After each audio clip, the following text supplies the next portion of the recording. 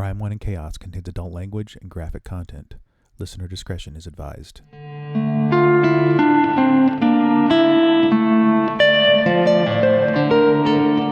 We are your density, Chaos Kids. Yes. I mean, your destiny.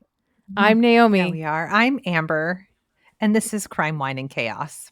That's a good one, sister. Hey, thanks. Your density. Hi, what's sister. going on? Oh, just vibing. I, just got home from work from my job that feeds me, and now we're doing this. Right. Yeah. Right. That's it. That's all you got? Let's see. I'm settled in. I'm pretty settled into I kind of like it in my brand new place, as Jewel would say. Okay. Okay. Hey, Chaos Kids, Amber moved again. Well, listen. Life was lifing. Life a move be was lifing. imminent. It had to happen. And so here we are, and all is good. Great. And I can tell from your background that you're settled. Yeah, I don't have any art on the wall yet, but Sure. But I'm pretty settled. Yeah. Okay. Yeah. Okay. In the meantime, I'm still packing up and living out of, like with the barest minimum because I'm ready. I'm so ready. And I still have you too. I know, and I still probably have like another month before I actually get to move, but at least I'm ready to go. Yeah. You're really on top of it. I'm trying, sister. You're doing so good. I'm trying real hard. You're doing great. I mean, you're doing great. As long as it looks like I'm doing great, then it does, right? It does. You had me fooled. I was over there a couple days ago. It looks great. It's true. It was time to put the hard top back on the Jeep. Mm-hmm. The rains, capital T, capital R, are coming. Topless summer has come to an end.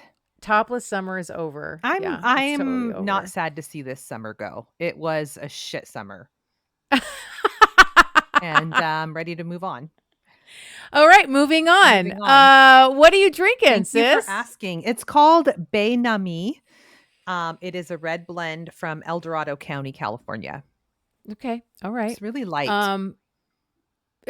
A red that's light. Yeah. Okay. Which is hard to find. Sure. Mm-hmm. Yeah. You have a new Chaos Kids Club member to announce. We do. We have a new Chaos Kid Club member from Sweden. We have Perth and Sweden in the house now. We are officially international. Yes, we are. They only have their I think just their handle. My Tulin. Yeah. Is our newest Chaos Kid Club member. So welcome and thank you. We are so glad to have you. Yes, thank you. That's amazing. Sister. Yes. You're on crime today. I am. I had listen. At least I had one of each prepped. You did, and I loved it. I was like, I'm on chaos. You're on crime. Yep. This is where we just do a hard pivot. And I was like, it's okay. It's okay. Right. We come prepared. It's good. I mean, sometimes we come prepared. Well, So give it to me. I'm gonna get right into it. So we're going to. Oh, I forgot to tell you. I'm again. Oh, cute. With the fever tree. I'm working my way through this. Like I don't know what I got. Like 8-pack that I'm still trying to. Okay. Drink these ginger beers. Okay. They're so delicious. Yeah, and they're so cute. Well, because you've seen my fridge. Yeah. There's like nothing in it. Yeah. So I want to, and I'm working through. You're doing great. Hey, thanks. Yeah. Sorry. Anyway, continue. Okay. Crime. We're going to Belton, Texas, 2002. Okay. All right. What area abouts in Texas is Belton? Not taking questions at this time. Got it. Okay. Google it. Actually, it's near Dallas. Oh, okay. If that's in here. Sorry. Listen, I read through the story that I thought I was doing today, which is chaos. Yes. So I'm going in fully blind. Well, not fully blind. I wrote this. Right. It's been a while. Yeah. I got you. So Ashley Freeman was in her freshman year of college, and her dream was to become an elementary school teacher. Okay. It's a special kind of human.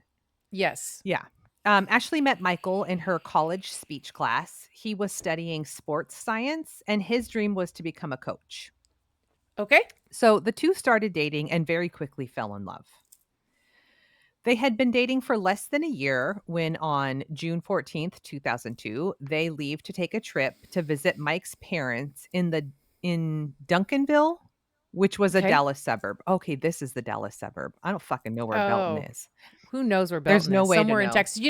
There is no way to know. But you know what? Rebel Jen knows. She lives in Texas. Rebel Jen knows She everything. knows. She knows. She'll tell us. Tell us, Rebel Jen. So Michael was really sweet and funny, and he was crazy about Ashley. So that evening, they have dinner with his parents, but they did want some time alone. So they decided to go for a drive. I think his parents kind of were a bit more old school in that, like, they were going to be sleeping in separate bedrooms while they were at their home. And So they wanted to go have some kind of frisky time yeah, together. they wanted to without, Mhm. yeah, sure. So they're going to go for a drive. Michael had a 4-wheel drive truck, and there's a bunch of off-roading spots in that area, and Michael's super familiar with the area. So he decides to take Ashley to a place called The Hill. Mm-hmm. There are trails up and down this hill from like trucks and ATVs because it's like a really popular spot, Right. especially after dark for young couples because it's Mm-hmm. super secluded. Right. This is the makeout lane. Or Yes, whatever. this is this is today's Yep. version of Lover's Lane. Uh-huh. Mm-hmm. So once you're on the top of the hill, nobody would be able to see you or have any idea that you're even up there. Right. It is dark and it's, yeah. Yeah. Mm-hmm. And no one will hear you scream. Right. Just to get into the right mindset for what we do here. Right. Yeah. They make out, they go back to Mike's parents' house, all is well, the end. Yeah, no. I wish that was what happened. Yeah. So they both had left their cell phones back at Mike's parents' house. When they got there, they did see another car when they got to the hill, but they didn't really think much of it. And the top of the hill is the lookout spot, and you can see all of the city lights of Dallas from up there. Wow. I know. So they drive up the hill, and that other car looked to be leaving. So they're like, whatever. While they're up on that hill, they are talking and kissing in the car when they see headlights pull up facing their truck, like nose to nose. And it was that person back at the bottom of the hill that they thought had left was back. Okay. Mm-hmm. And they're kind of freaking out. Ashley's like, just start the truck. Let's get out of here, right? Let's just go. Mm-hmm. Yeah. So, but the other driver gets out of his car. Mike starts up his truck, but that other driver walks up to the passenger side window where Ashley was sitting and pulls out a gun and orders Mike to turn his truck off. Oh, no. Mm-hmm. He demands money from both of them, but all they had was $20, which pisses him off. It's a weird place to try and rob somebody. What?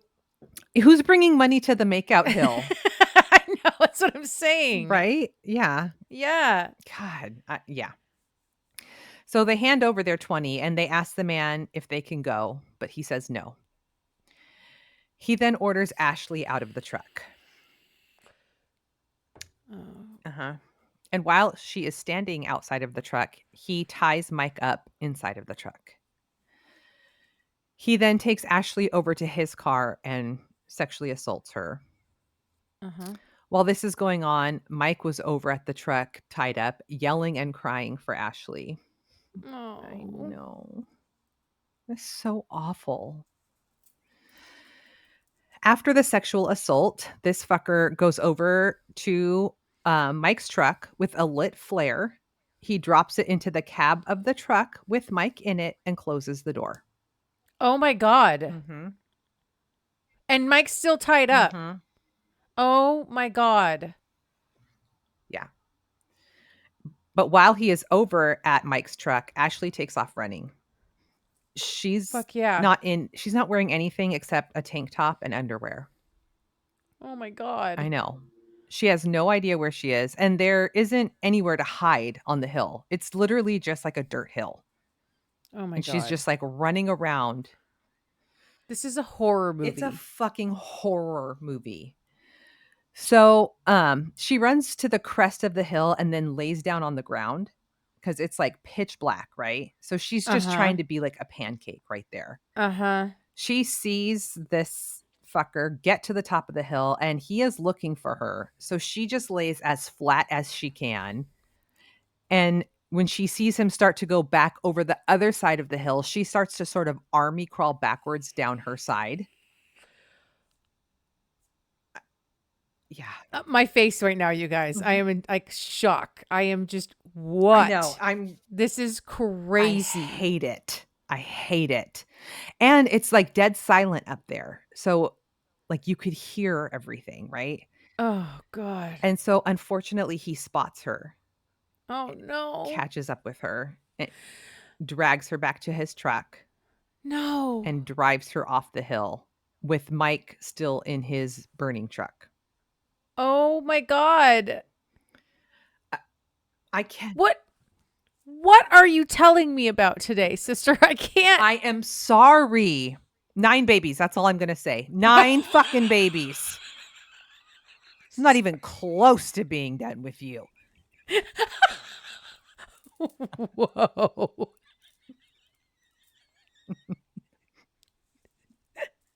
Sorry. Okay. No, it's Okay. It's okay. So All right. by now it's Touche. it's 2 a.m. and Mike's parents are worried because they didn't come back from their drive.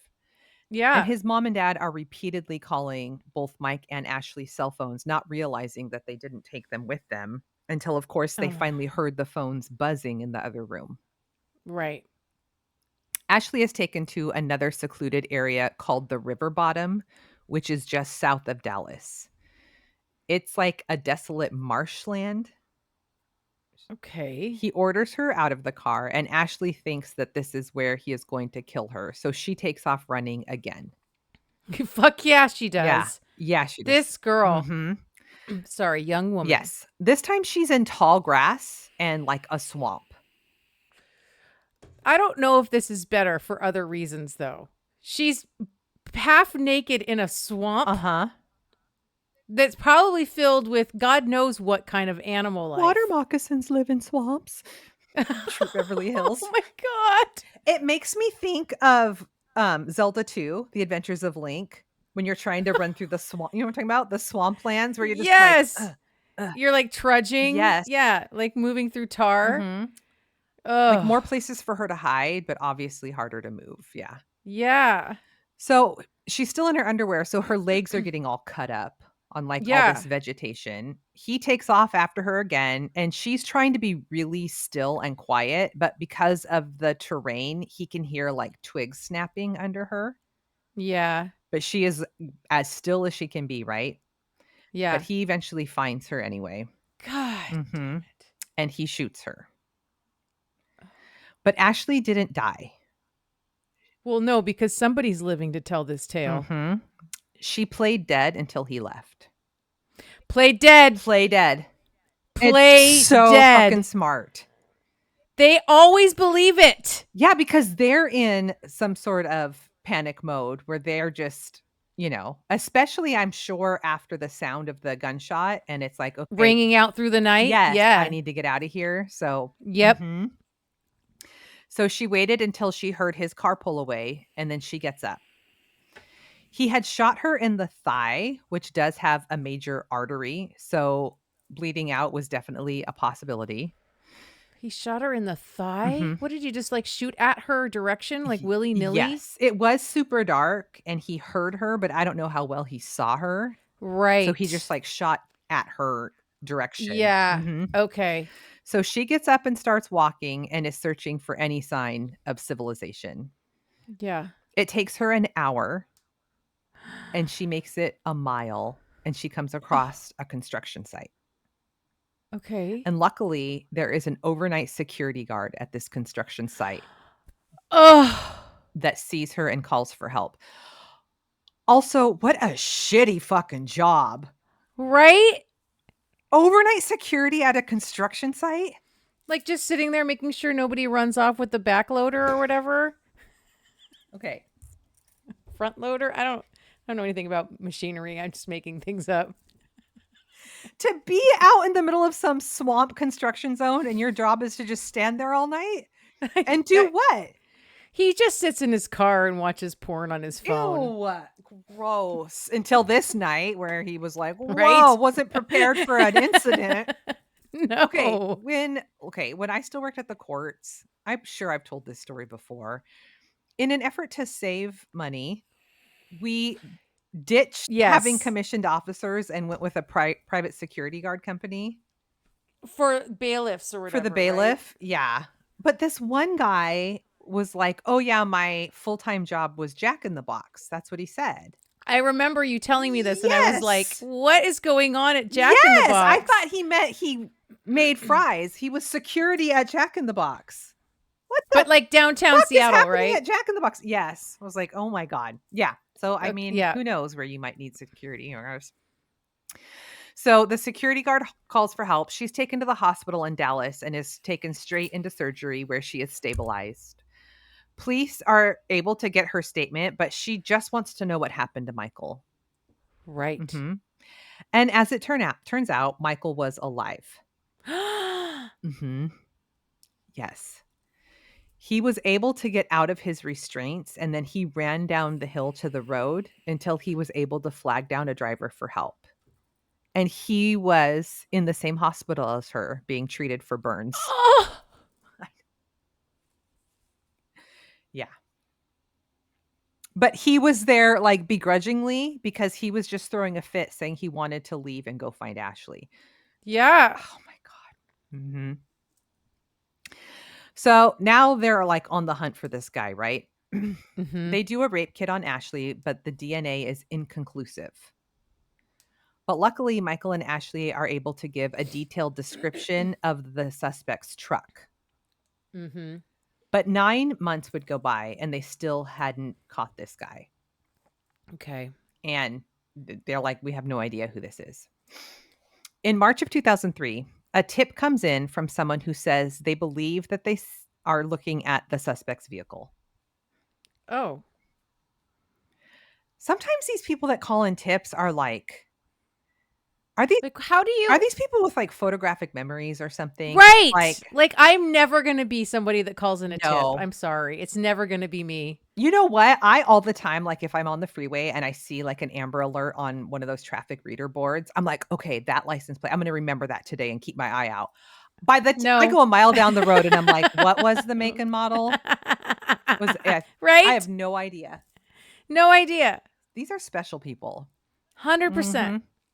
So this woman calls 911 and officers come out right away and they meet the driver at the truck. He's like sitting there. Oh, hey, dude, what's up? And this guy was a smooth talker, really calm, denied ever committing any crime against Mike and Ashley. Turns out this guy was someone that law enforcement was already familiar with. His name was Leeroy Rogers. Leeroy. Leeroy. Okay, Leeroy. Mm-hmm. Mm-hmm.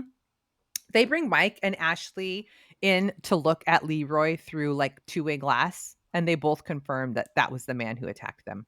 That's the guy. Mm-hmm. He was a lifelong criminal all through Texas and his home state of Ohio.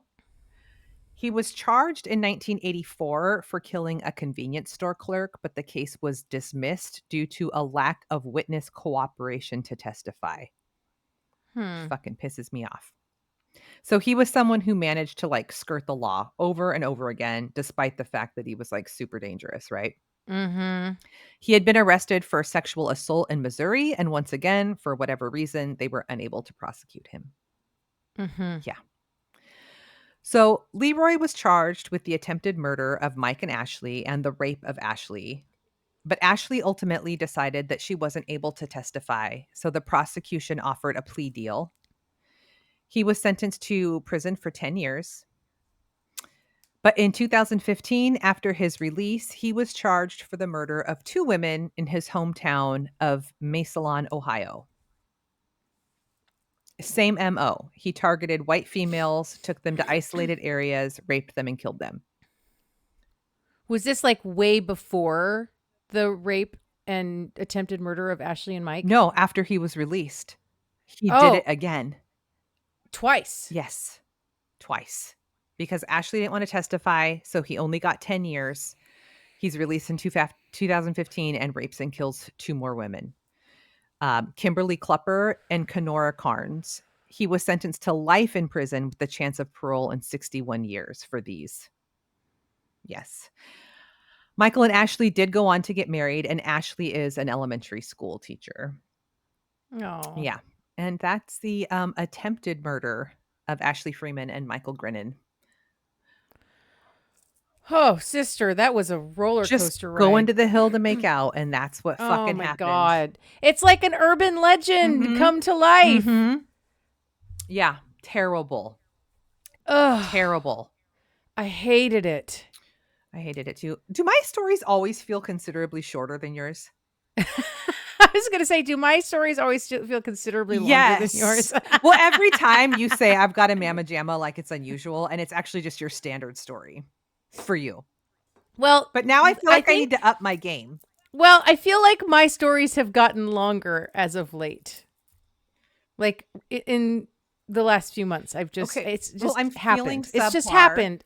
You're not subpar. I'm feeling subpar. That story was incredible. I know, but I don't know what I need to do.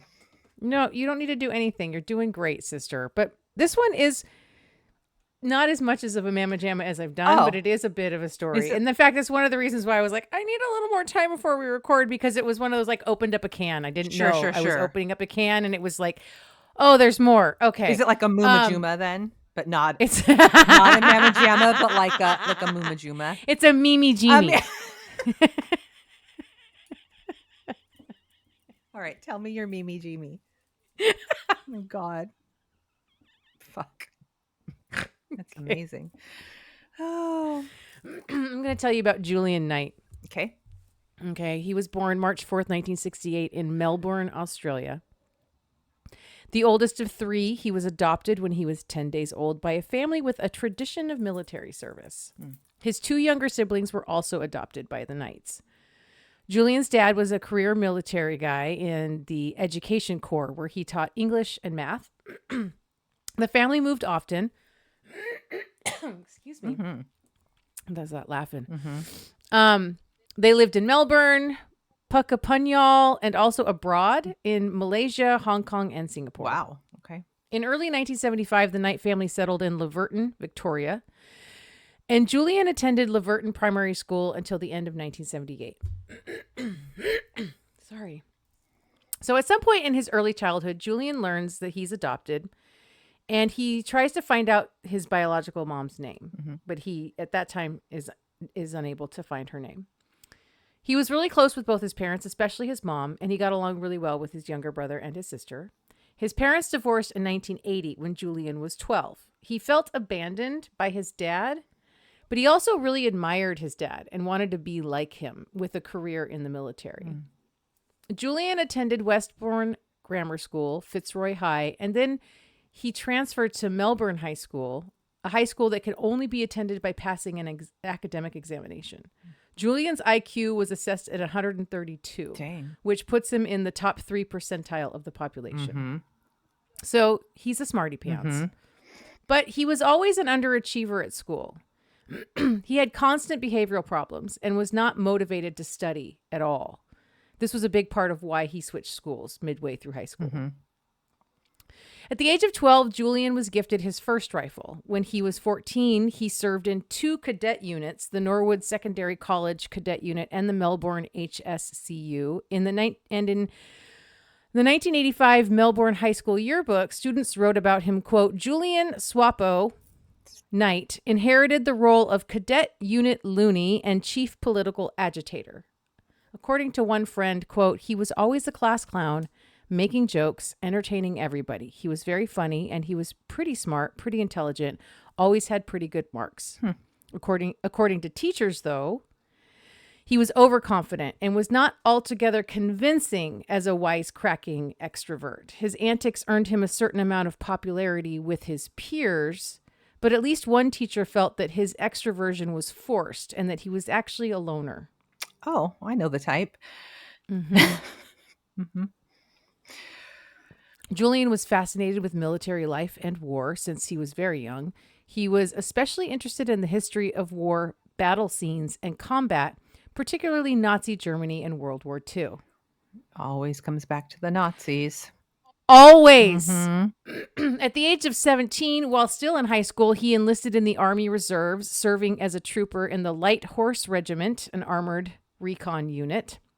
After high school in 1986, he attended La Trobe University to study French, German history, and politics. His brief time at La Trobe was unhappy, and he felt emotionally and socially isolated. He dropped out of college and spent most of that year unemployed. In January of 1987, when he was 18, he had enrolled in Royal Military College, Duntroon, often referred to as simply Duntroon. Okay. It's like Australia's West Point. Oh, that bougie military school. Mm-hmm. It's an officer training college. Gotcha. And even though a career in the military was always Julian's dream, he did not do well at Duntroon academically.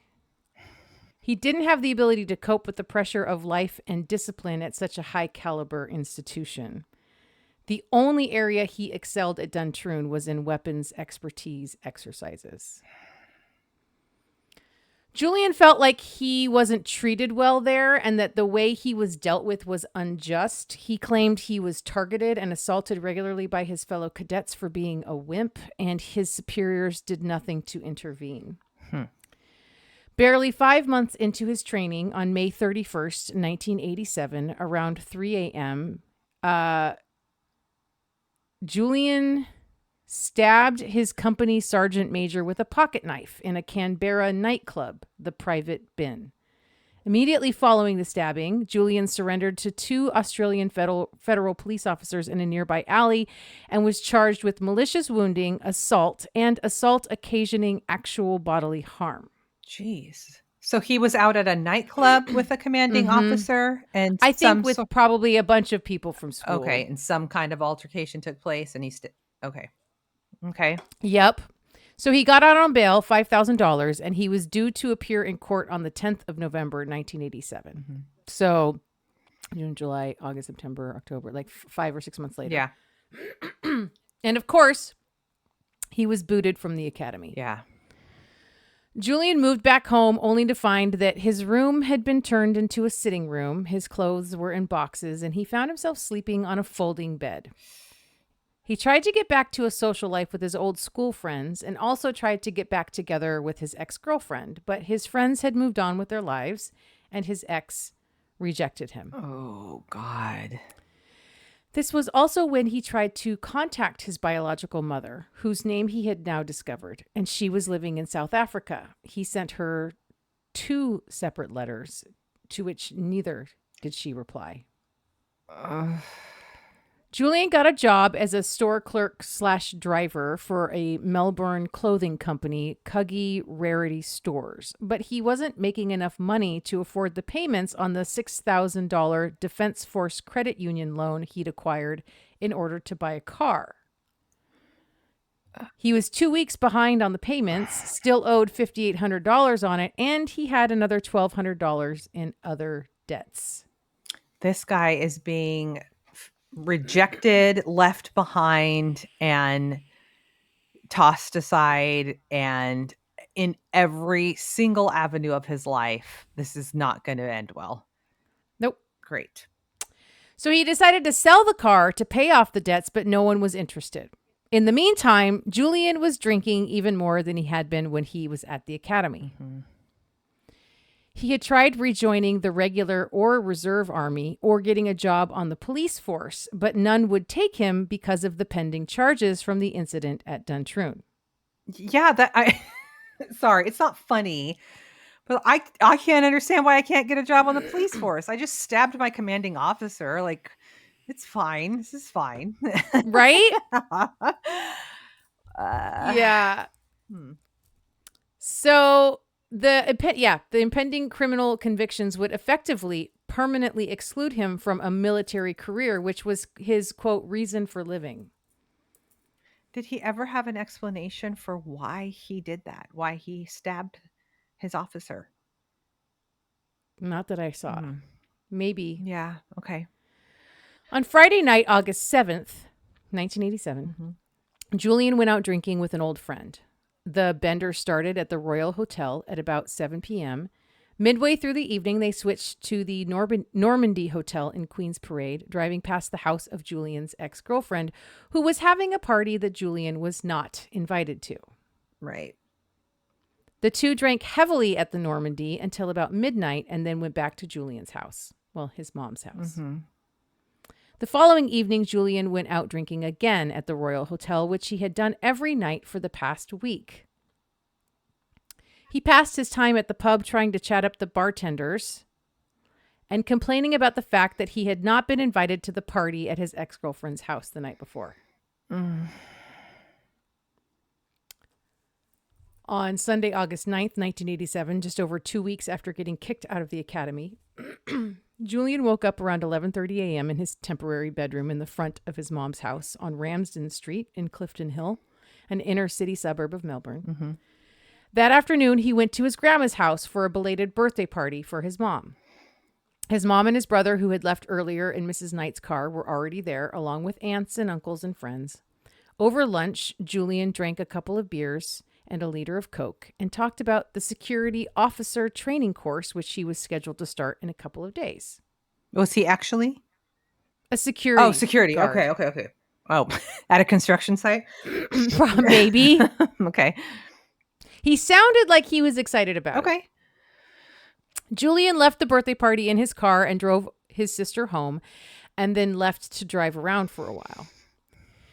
Around 5 p.m., he went to try and see his ex and give her a magazine. He was at her apartment for about 5 minutes, then got back in his car and kept driving around with no particular destination in mind. Mm-hmm. But then the transmission on his car got stuck in second gear, so he limped the car home.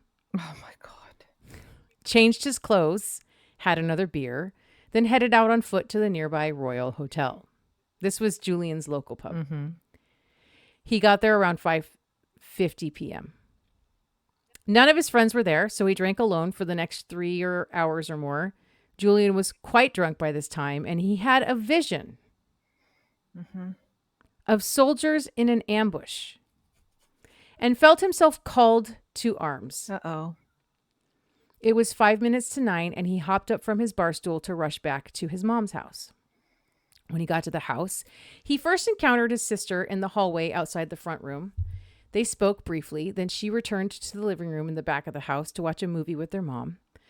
Julian ran upstairs to his mom's room and pulled out some of his weapons from underneath her bed. Julian had a pile of guns. Mm-hmm. All of them were legally registered. 3 air rifles, a .22 caliber Ruger semi-automatic rifle, a 12-gauge pump-action shotgun, and an M14 semi-automatic military rifle.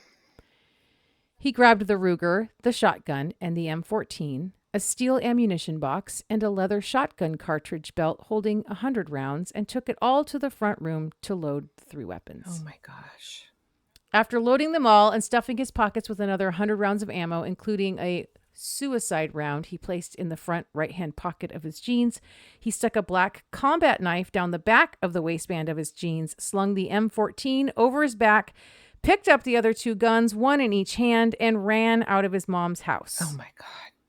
This was about, bless you, Thank you. 9:30 p.m. Mm-hmm. Ramsden Street was deserted. There wasn't a soul to be seen. He headed west at a brisk walk towards the railway crossing. Instead of using the pedestrian gate, he slipped through a hole in the wire fence at the side of the crossing and picked his way over the railway lines, keeping to the shadows. When he emerged, he was on a narrow strip of land that separated the railway track from a parallel 4-lane main road that ran north to south through the whole area, called Hoddle Street. Okay.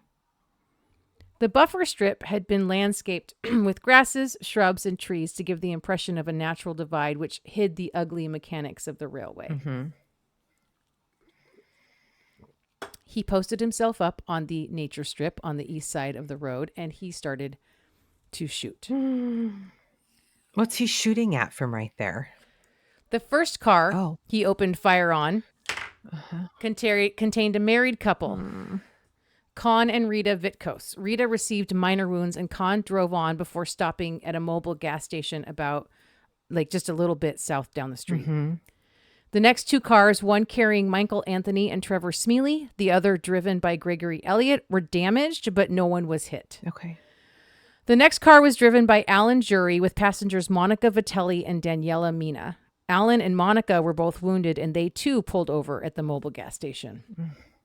Julian fired rapid bursts at each car, and he reloaded with spare 10-round Ruger magazines as he moved north along the nature strip towards the Clifton Hill railway station. He ensured that he fired on every vehicle as it passed him coming from either direction. The next car he fired on contained Raywin Crichton, Burned Michael, and Diane Arnold, who all escaped injury. The following car was driven by Sand Wang, who received minor wounds. The next car was driven by Diane Fitzpatrick, who received a serious wound in her neck. Wow. The next three cars to be shot at contained Michael Pierce and Jacqueline Longosh, Isaac Lohman and Reginald Dutton, and Dana Sabalki, and they were all lucky enough to avoid getting shot themselves. Wow. At around 9:35 p.m., Julian ran out of ammunition for the Ruger, so he dropped it on the ground and started shooting with the shotgun. The shotgun was louder and clued in the local residents to the shooting in progress, which had been going on for only 5 minutes at this point. And they're all just gathering at that mobile gas station? Not all of Okay. them, but people have been. And this is when the first calls were made to the Victoria Police's emergency line. Sharon Maunder's car was the first to be fired at with the shotgun. Sharon was not shot and didn't even realize the front of her car had been hit. The next car to be hit was driven by Vesna Markovska, who received minor wounds, followed by a car driven by her fiancé, Zoran Trajeski, who also received minor wounds. Vesna and Zoran both parked their cars by the side of the road and got out to take cover behind their cars. Okay. As they did so, Gina Papaionou stopped on the opposite side of the street. Julian immediately started shooting at Gina's car, and Gina was slightly wounded. I feel like he's not a very good shot. I mean, he's very drunk, and it is nighttime. Okay.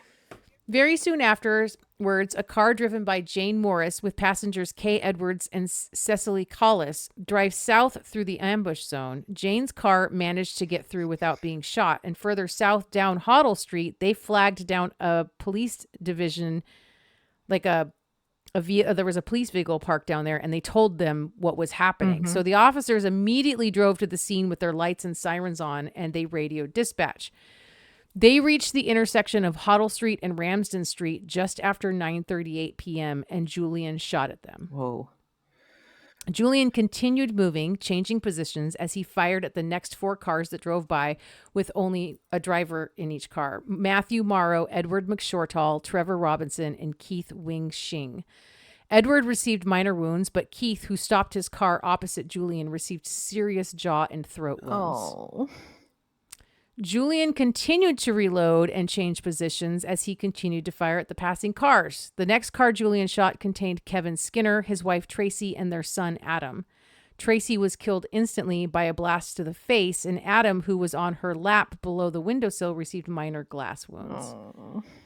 Right after this, a local resident, Peter Kermy, and a friend of his, John Muscat, approached the scene from the opposite side of the street as Julian, who fired a shot at them, hitting John in the head and chest and killing him and seriously wounding Peter. My God. Immediately after this, the attendant at the nearby swimming pool, Steve White, ran to their aid and was seriously wounded by Julian's final shotgun blast. Oh my God. And he's still in that landscape strip this whole time. Mm-hmm. Oh my gosh. He's moving like north up the strip of it. Yeah. Oh my God. It was now 9:39. Julian had been shooting at Hoddle Street traffic for 9 minutes and had killed 2 people at this point. Numerous police units were rushing to the scene. Julian ditched the empty shotgun and took up a prone firing position, lying on the ground and aiming now with his M14 rifle. At this point, Vesna Markovska broke cover from behind her car and made for the footpath on the eastern side of Hoddle Street. As she stepped onto the footpath, she was spotted by Julian, who fired a shot which seriously wounded her. When she fell back onto the roadway, Julian shot at her 2 more times and killed her. No. It was now 9:40 p.m. and dispatch notified the police air wing to bring in one of their police helicopters to assist at the scene. Moments later, in a break in the firing, one of the police officers on the western side of Hoddle Street fired a shot at Julian but missed. Immediately following this shot, Robert Mitchell, who had driven through the ambush zone unscathed and parked his car further down the street, ran up the eastern side of the street in an attempt to render assistance to Vesna. As he reached her and came to a halt, Julian quickly fired a shot at him, which hit him in the right side of the head and killed him instantly. Oh my God. At 9:41 p.m., as 3 police units took up positions in Mayor's Park on the western side of Hoddle Street, the other police units took up positions in the surrounding area. Julian opened fire on a car driven by Jacqueline Turner, then on Gina as she walked from her car to help Vesna and Robert. So Vesna is still alive at this point? I think Vesna's dead and they don't know it. Oh, God. Jacqueline's car was not hit, but Gina was shot on her left side just as she reached Vesna. Then Julian fired on a car driven by John Finn, who received minor wounds. The next car he shot at was driven by Andrew Hack, who was seriously wounded on the left side. Then another car driven by Dusan Flajnik drove by, and Julian's shot hit Dusan in the left side, and he bled to death in his car. Oh. At no point had I seen anywhere that police were like blocking off this traffic to this Why street. are people still driving by? I don't know. Yikes. That was the one part of this whole story. The whole time I was reading up on this, I was like, why are there not blockades? No kidding. Yeah. Blocking off this street. Part of it was when they first got there, it took them a while to figure out how many people were shooting, who was shooting, where were they shooting from, right? So I don't know. At 9:43 p.m., the constable called for another ambulance from dispatch and decided that the gas station would be the spot for the ambulances to park as 2 more police units arrived on the scene. The next car to be shot at contained Michael Smith and Jacqueline Meggins, different Jacqueline. Michael received minor wounds while Jacqueline was seriously wounded in the shoulder. As they were fired upon, the first 2 ambulances arrived at the scene, one at the gas station and one at Mayor's Park. It was now 9:44 p.m., and the next car to be shot at was driven by Stephen Mihalidis, who escaped without injury. Immediately afterwards, Julian fired at a motorcyclist, Oh, gosh. Kenneth Shane Stanton, who was hit in the left leg and fell onto the roadway. As he lay there, Julian shot him 2 more times, and he eventually died. Yeah, you have no protection on a motorcycle. Yeah. Soon afterwards, at 9:45 p.m., a car containing Dimitrios Kalivas, Renata Coldabella, Danny Coldabella, and Danny DeLuca came traveling through. Julian, who was by this time beside the southern end of the Clifton Hill railway station buildings, fired a shot at the front of the car. The car stopped, and as it reversed back up the street, Julian fired 2 more shots at it right before it crashed into a police car, which had just arrived at the scene. The first shot that Julian fired into the car had slightly wounded Renata, and the second shot he fired had seriously wounded Danny Coldabella. As Dimitrios's car was reversing, a motorcycle being ridden by Wayne Timms and Jane Timbury, followed by a car containing Alexandra Stamatopoulos, Stephen Stamatopoulos, Irene Funtis, Vicky Funtis, and Panagioti Funtis, the 2 whole families, drove into the ambush zone from the other direction and stopped right next to Dimitrios's car. God. At this point, Julian, who was surrounded by at least 40 armed police officers, decided to retreat. And then he began hunting police officers. Oh, my God. It was just after 9:45 p.m. and he'd expended 40 rounds of 22 caliber bullets, 25 rounds of 12 gauge buckshot, and 32 rounds of 7.62 millimeter caliber bullets in the preceding 15 minutes. 5 people lay dead, 2 were fatally wounded, and a further 17 had been non-fatally wounded. In addition to the expended ammunition, Julian had lost his suicide bullet and another bullet as he moved up the nature strip. And he had also lost his knife on the nature strip. And now all he had left was his M14 rifle and 17 rounds of ammunition. Julian turned around and climbed onto the western platform of the railway station. He ran north along the platform and then continued moving north beside the railway line. He reached a fork in the tracks at around 9:46 p.m. and decided to follow the left fork. He spotted a police car in the northern end of Hoddle Street and fired 3 shots at it. The 2 officers in the car were not injured, but abandoned the car after Julian stopped shooting at them. Julian ducked into a stand of trees, sat down, and smoked a cigarette. He needs to chill for a minute. Yeah, he just needs a smoke. This is a shit show. Total shit show. Oh my God. Minutes later, at 9:48 p.m., a police helicopter finally arrived over the Clifton Hill area and began searching for Julian with a powerful night sun searchlight. The Victoria Police's elite special operations group were dispatched. Julian finished his cigarette and kept moving northwest. He crossed over Mary Creek and took up a position at the end of a bridge that crossed the creek. And just before 10 p.m., he fired a shot at a passing police officer who was slightly wounded in the right side. Then he left that spot and went into a nearby neighborhood, but now he was spotted and being chased by the helicopter.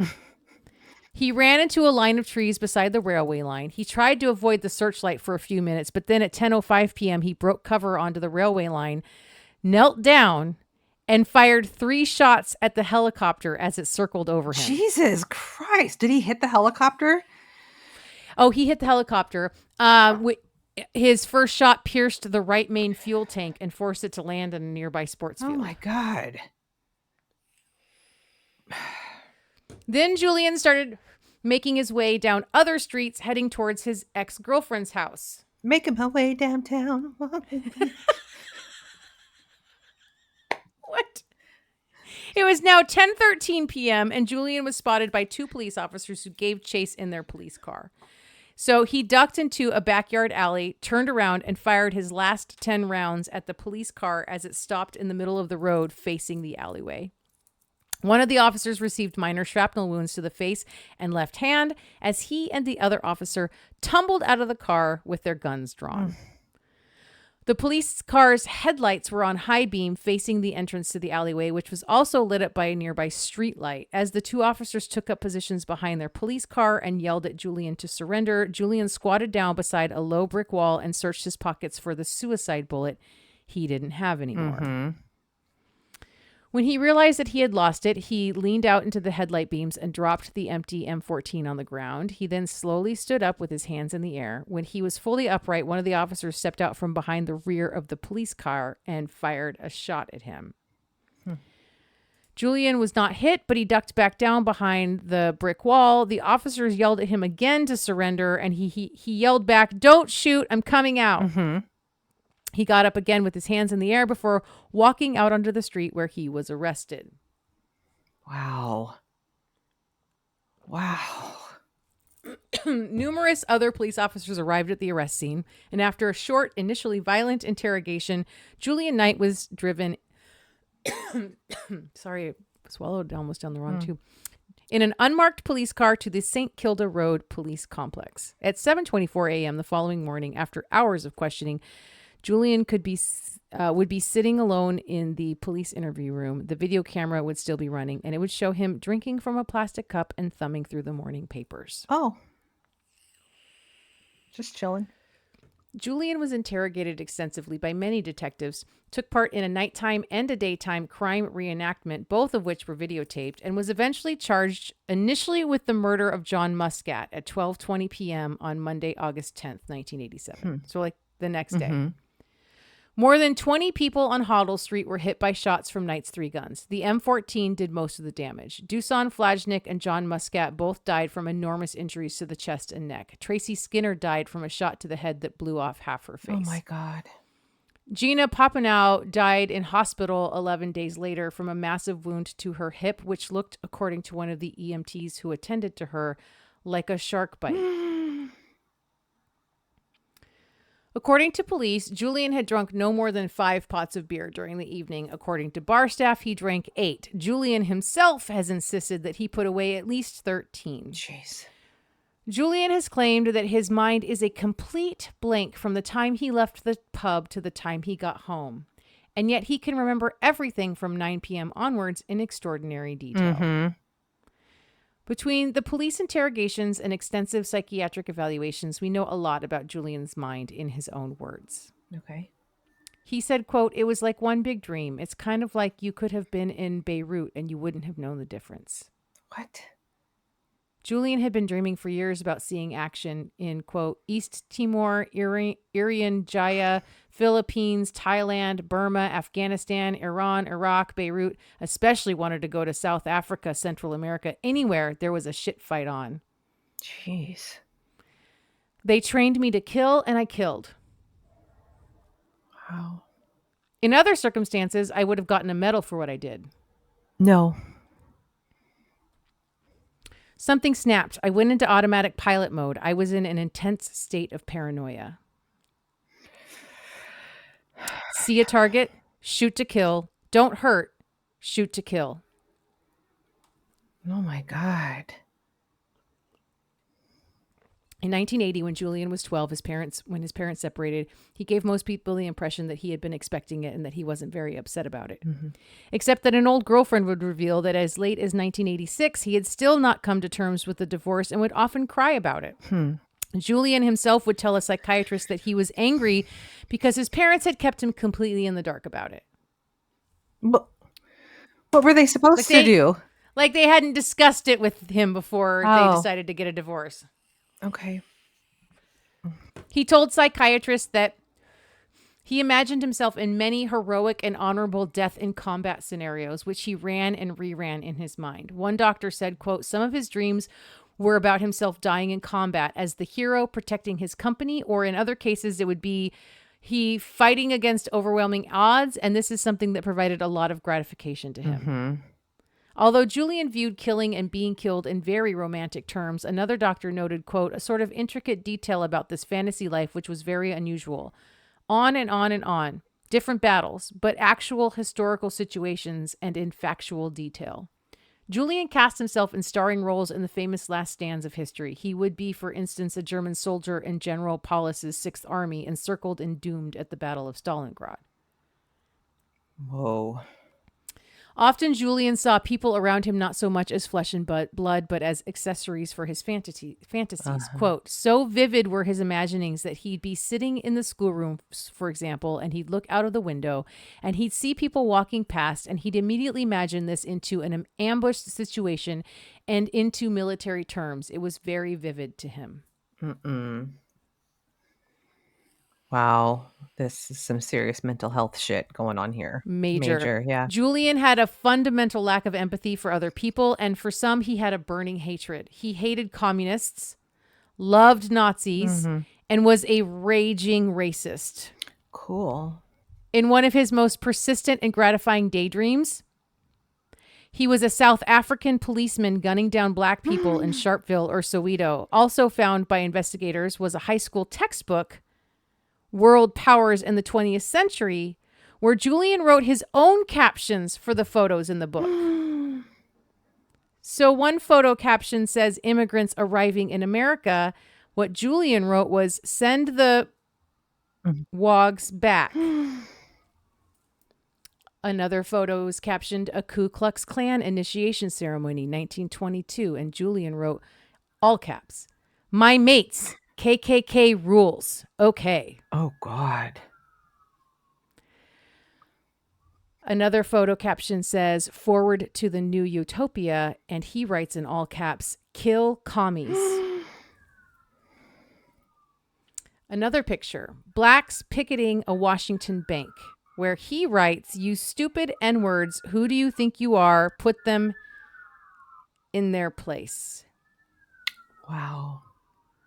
Another photo, Russia at war, Russian partisans hanged by the Germans, 1941. And he wrote, ho, ho, ho, Merry Christmas. Another photo, a Russian poster of 1949 welcomes China into the communist family. Julian says, it says, welcome you Asian fuckwits. I'm not even going to say the slur. Photo caption, the American war in Vietnam. Juliet writes in all caps, let's go back and finish off those commie bastards. Perhaps most interesting of all, though, he pledged undying love for the United States of America.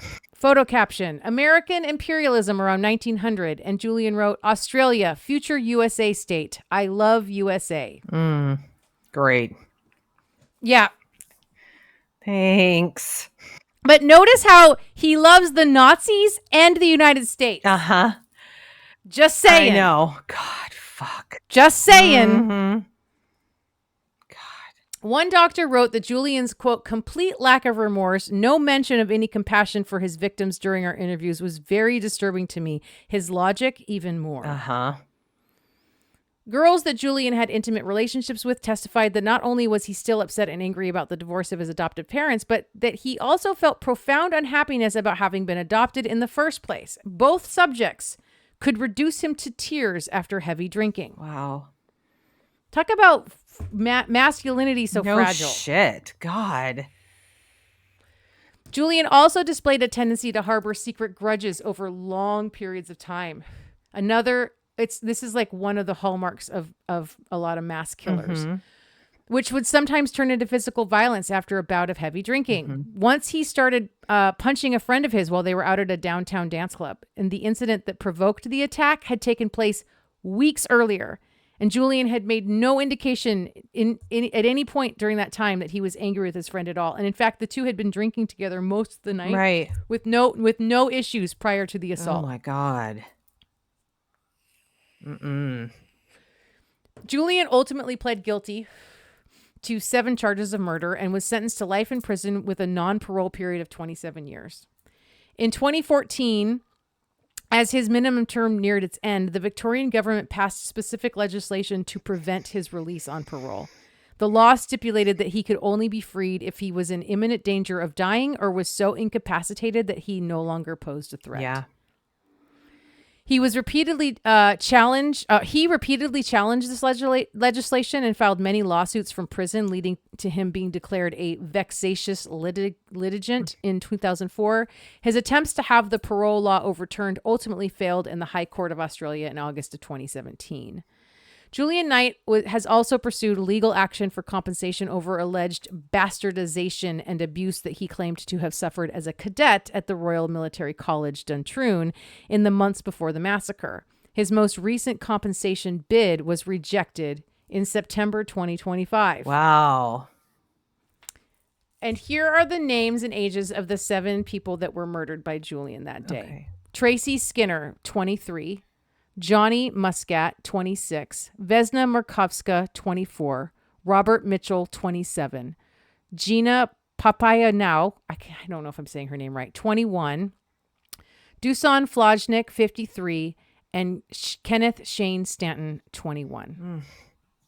And that is what is referred to as the Hoddle Street Massacre. Jesus Christ. That was awful, sister. I know. Wow. Well, that wasn't a palate cleanser at all. It really wasn't. I'm sorry. It's okay. Thanks. You know, I do what I can. Yeah. I don't even know how to pivot from that. There's no pivoting from that. Sign up for the Chaos Kids Club. Be like my Tulin. Yeah. It's $5 a month. You get a bonus episode every month. Plus, you get new episodes a day early. And every once in a while, we have a virtual wine night. We get together and we hang out and we chit chat. It's true. It's fun. It is patreon.com yakety/thatbat crime, wine, and chaos. Exactly. And give us. You can give us a review. Yep, there it is. Yes, there it is. There it is. Yep. Give us a review wherever you listen to us. But if you have an Apple product, you can go into the Apple Podcast app and you can do a typey, which we love. We do love. And we'll read it. We'll read it out loud. Yeah, we will. So everybody else can hear what you said about us. Yeah, we'll put you on blast. Or put us on blast, depending on what kind of review it is. I don't know. Yeah. I'm waiting for a really bad one so we can read a really bad one. It's fair. We got to read them all. We have to. Please don't do that just for the sake of that. Don't do that. You do /JK. JK. Fuck. Sister, we did it. Did. I love you so much. That was legit so chaotic. Goodbye.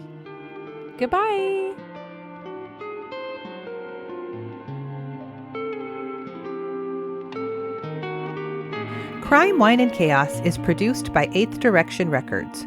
Artwork by Joshua M. Davis. Music by Jeremy Williams. If you would like to support the show, you can visit our Patreon page at patreon.com/Crime, Wine, and Chaos. Cheers!